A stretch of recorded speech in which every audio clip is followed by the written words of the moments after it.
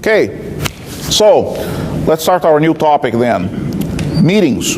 Yes? Can I ask a question not related to bishops? If you can ask a question not related to bishops.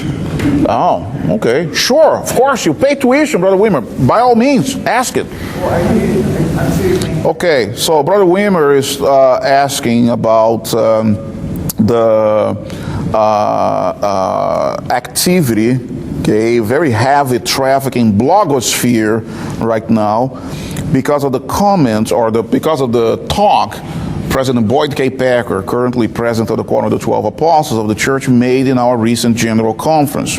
So this is October 2010, for those of you who are watching this. And President Boyd K. Packer gave a talk in which he reaffirmed the church's position in relation to same-sex marriage. Blogosphere is very, very excited about this. So your question essentially is what? Okay, so Brother Wimmer is asking for my opinion and my comments on some of the things President Packer said regarding the political situation here in the United States in particular, although several other countries are now facing the same issue in regards to same-sex marriage and same-gender attraction. And so, yeah, there are people who are questioning, so did he speak as, you know, as a prophet, or did he speak as a man? Was it his opinion? Because he said, well, yeah, he used the example of, oh, in the classroom there was a, you know, they brought a little cat, a little kitty, a little cat, and they're saying, is it a boy or a girl? And one of the children said, well, let's vote on it. And so they say, well, you cannot vote on that, and, you know, just like you cannot vote on whether to accept the law of gravity. And some people took exception at that. They were angry that he would refer to same-gender attraction, and the votings, the votes and referendums have been going on in some American states about same-sex marriage. Okay, now, here's my my response. Well, it's not my response. You asked for my comments. First of all, as a president of the Quorum of the 12 Apostles, President Packer understands that his position, okay, as the president of the 12, is a significant one. He is the, will be the heir apparent, if you will, unless the Lord has a different idea. If he outlives President Thomas S. Monson, he will be the next president of the church. In the absence of the president of the church, the president of one of the 12 apostles is the highest authority in the church. He's the second man in our hierarchy. It's not the counselors in the first presidency. It's the president of the Quorum of the 12. So, for me personally, a personal opinion from President Boyd K. Packer, you know, at the height of all the years of his apostleship, and he has been an apostle for almost as long as I have been alive. For me, a personal opinion from him, okay, is not a revelation from on high, but I'm going to give the utmost attention and respect to that opinion, because I know that it is an opinion, even though it is a personal opinion, but it is based on inspirations and wisdom that he has received from on high over the years. And so, yes, if anything that he says that is a personal opinion, I'm not going to say, well, I'm going to be judged in regards to that, but I'm going to respect that, and because of the priesthood he holds, unless he's saying something that is diametrically opposed to the words from the president of the church, I'm going to follow it. That's how I feel about it. And so for me, you know, I'll be frank with you. I've been a member of the church now for a little over 38 years. I was baptized in 1972. And after all the experiences, all the things I have studied and seen in the church, you know, it's very rare for me nowadays to even ask the question, is this revelation? Is this opinion? I cannot right now at this moment even remember when was the last time I even posed the question. Now, call it blind faith if you will, no, but some of you know me, some of you have taken classes from me besides this one previously. You know that I am a thinker, I'm a scholar, and I'm not a person who follows anything on blind faith. I study, I research, I pray, but I know this priesthood. I know we have prophets on the earth. Now, what we have now is a situation in which since the days of President Gordon B. Hinckley, he has made very clear that there is a distinction between same-gender attraction and homosexuality, meaning homosexuality then meaning the practice, the expression of sexual behavior between people of the same gender. So there's a difference between the two. And so it seems clear now that the church is saying, look, same-gender attraction is not a sin. We don't understand fully what this is. If it is nature or nurture, if it is a decision people make, if it is a choice people make, or if it is something that people are born that way, we don't know for sure. Now, in the past, 20 years ago, 30 years ago, 40 years ago, the church leaders at the time were under the impression that no, this is a choice. People are choosing to feel this way. Under President Gordon B. Hinckley, it seems that we changed our views on that. And there's been a lot of scientific research as well. So we're at the point where we say, no, having same-gender attraction is not a sin. But we still have, all of us, regardless of whether we have same gender or other gender attraction, we all have the responsibility to live the law of chastity. And the law of chastity states then, we should have no sexual relations except with a husband or wife to whom we are legally and lawfully wedded.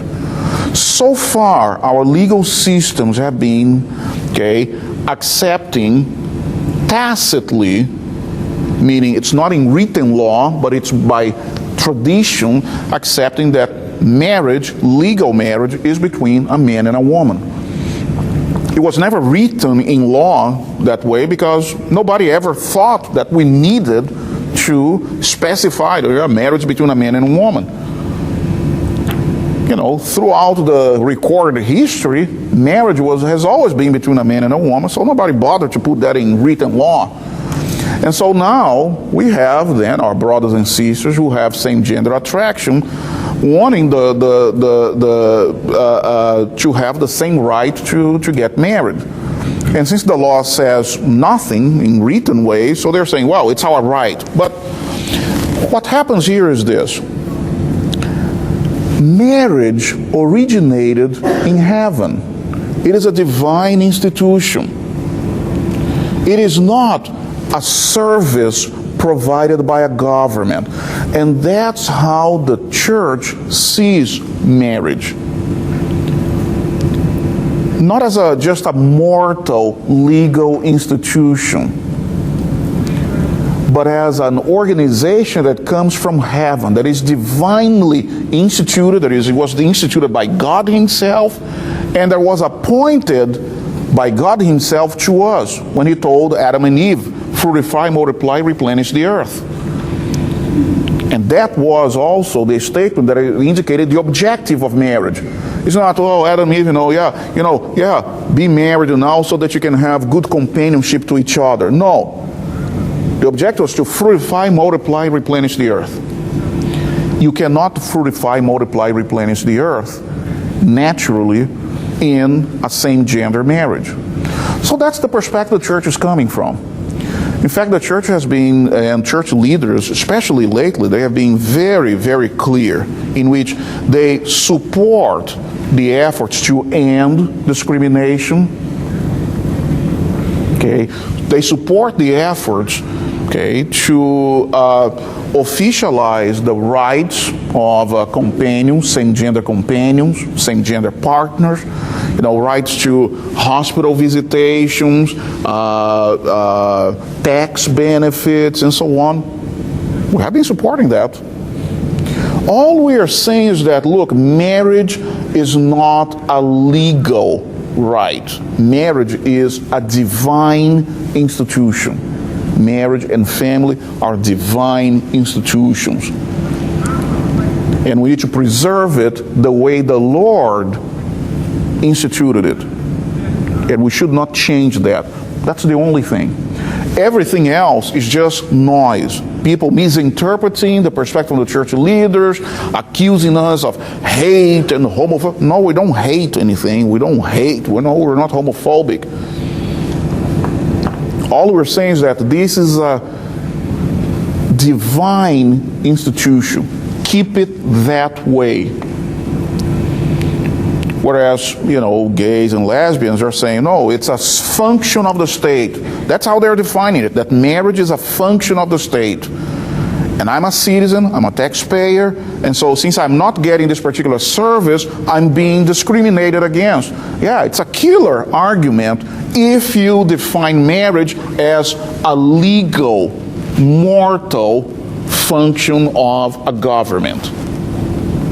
But once you say, no, marriage is not a function of the government, marriage is a divine institution, then it changes completely.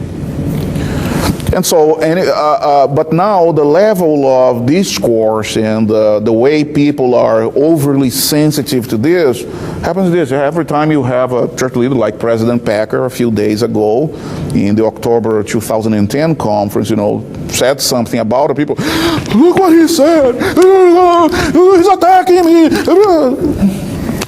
Yeah, that's essential. That's when you go to the blogs, that's what you're going to find.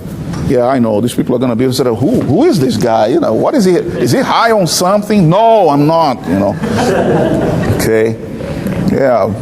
And man, and I'm in pain here, That's why I'm sitting down, because I'm still in pain and shouldn't be doing this because it might be bad for a couple of hours. But no, folks, look, this is one of the critical issues of our time. But no, we do not have anything against our brothers and sisters who may be gays or lesbians. Leave marriage alone. This is not a matter for state government. It's a divine matter. State governments regulate. Yes, they regulate. They control. They record marriages. But at the heart, it is a divine institution.